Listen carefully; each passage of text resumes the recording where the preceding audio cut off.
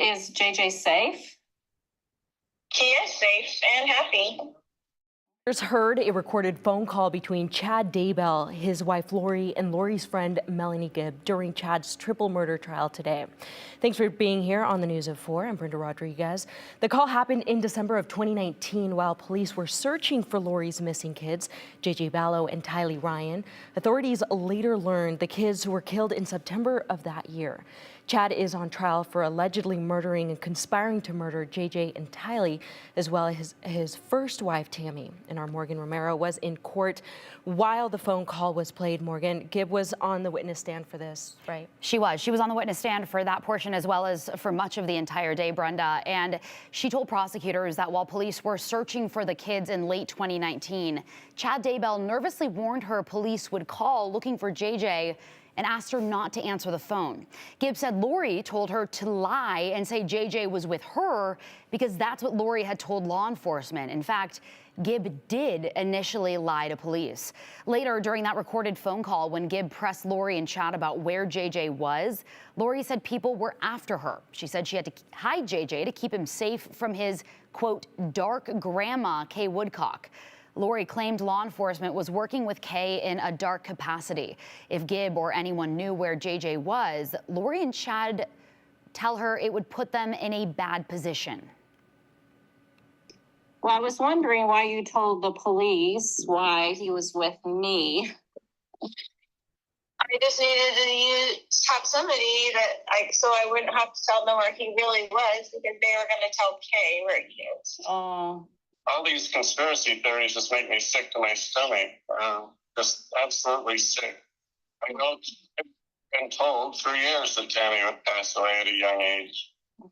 And I had no idea that Lori would even be a part of my life.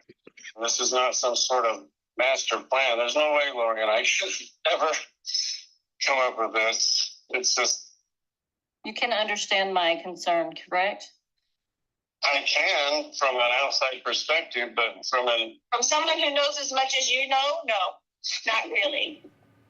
Before the call was played, prosecutors questioned Gibb about her knowledge of Lori and Chad's affair and their religious beliefs. Gibb testified Lori told her she and Chad had been together in prior probations or lives. She also said Chad was the one behind many of Lori's beliefs about evil spirits, specifically the concept of rating people on a light and dark scale. If someone was light, Gibb explained, they made contracts with Jesus before coming to earth. If they were dark, they made contracts with Satan, or, according to Chad, an evil spirit entered their body. That's what the couple believed happened to Tylee, JJ, and Lori's fourth husband, Charles Vallow. We heard all of this during Lori's trial last spring as well. Lori's brothers, you may recall Alex Cox, killed Charles in July of 2019. And tonight on the News at 6, you're going to hear more from that recorded phone call and why Melanie told Chad and Lori she just felt something in her gut that something was not right. Again, you're going to hear that at the News at 6, but also we have that entire recording right now on our YouTube page, Brenda. I want to talk about Chad's demeanor. What did that look like? You're in the courtroom, and specifically that phone call when that's playing. What's his demeanor like? You know, well, specifically when Melanie started testifying, she was going over a really long timeline. Like I mentioned, she was on the stand for hours, and there were pieces of that testimony where, you know, he was listening very intently, shaking his head, taking notes. He appears to be very actively engaged in his defense, leaning over, whispering to his attorney, John Pryor.